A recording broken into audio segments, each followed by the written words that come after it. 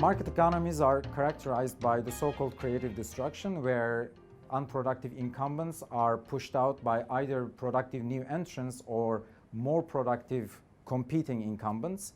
And what we see in the US and more globally is a decline in this business dynamism. We are asking what are the underlying reasons for this observed decline in business dynamism in the US. Since 1980s, there's an increase in market concentration. There's an increase in markups that the firms are charging on the products that they are selling.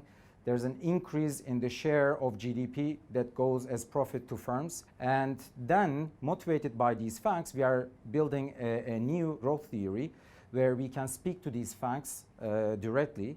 And then we feed in this model with the observed changes in the data. For instance, decline in corporate, effective corporate taxes, increased subsidy for R&D to incumbent firms.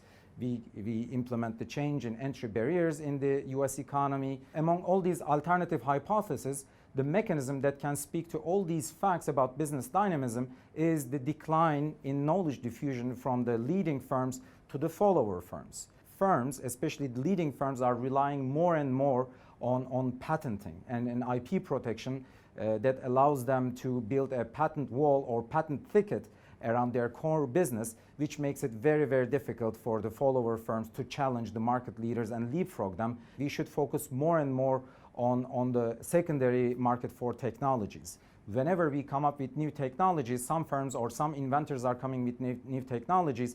In order to lift up the boat for the entire society, we need to diffuse these technologies as widely as possible in the economy. Otherwise, if the technologies are concentrated among a very few firms, then they might do well, but not the entire economy. So as a result, we need to focus more and more on the secondary market for technologies and also on the antitrust policies.